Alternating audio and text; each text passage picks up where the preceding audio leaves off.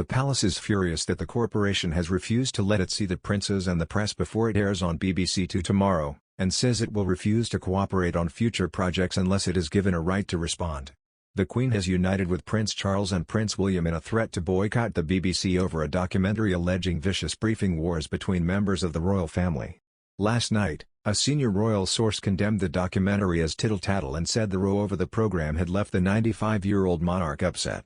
The film is presented by Amol Rajan, a self-declared Republican who has described the monarchy as absurd. In a highly unusual move, the three most senior royals have joined together to complain to the corporation, and threaten to try household boycott if it goes ahead with the program as planned.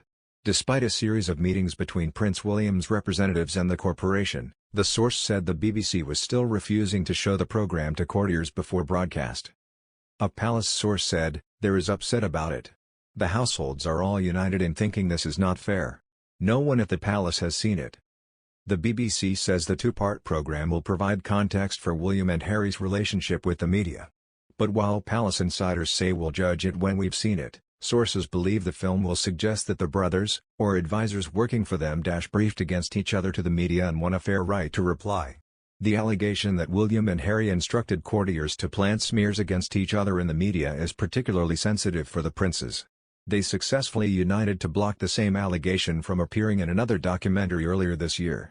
Claims by Omid Scobie, the Duke and Duchess of Sussex's biographer, that Prince William and his staff had leaked a story about Prince Harry's mental health were cut from the primetime documentary Harry and William, What Went Wrong, hours before it was broadcast on ITV in July.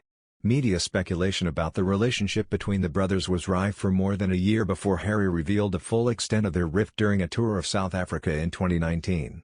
The Duke and Duchess of Sussex gave a revealing interview during the trip to ITV's Tom Bradby in which Meghan claimed that no one in the royal family had asked if she was okay with her new role.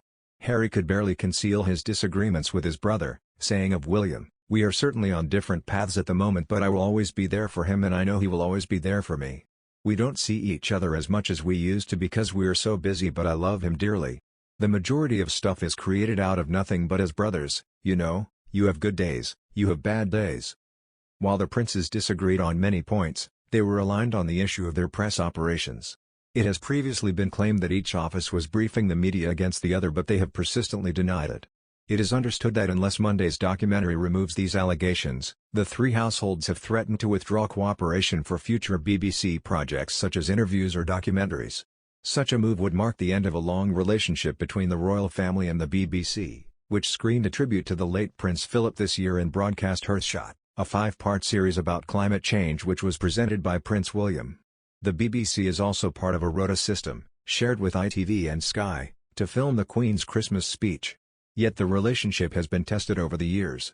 In 2007, the BBC was forced to apologize to the Queen after admitting it misrepresented her by implying she stormed out of a photoshoot. In May, William launched a scathing attack on the BBC after its failings on the Martin Bashir interview with his mother, Princess Diana, were exposed. The latest dispute also follows a series of allegations of left-wing bias at the BBC. With the corporation embroiled in tense negotiations with the government over the future of the licence fee after the end of the current royal charter in 2027, Director General Tim Davie has promised that the BBC will meet the highest standards of impartiality in future. Mr. Rajan, a presenter for Radio 4's Today programme and one of the frontrunners to succeed Laura Kuenssberg as the BBC's next political editor, wrote in 2012, "When I write about our absurd monarchy, the really stupid stuff comes flying in. So today, in order to save some of you precious time, I thought I'd do some clarifying. The stupidest thing said about republicanism is that Republicans like patriotism. I've said a few times before here, and will doubtless say again, I'm not a Republican despite being a patriot, I'm a Republican because I'm a patriot. I love my country and want it to be a place where any boy or girl could grow up to be our head of state, not one where Charles Windsor is appointed by birthright."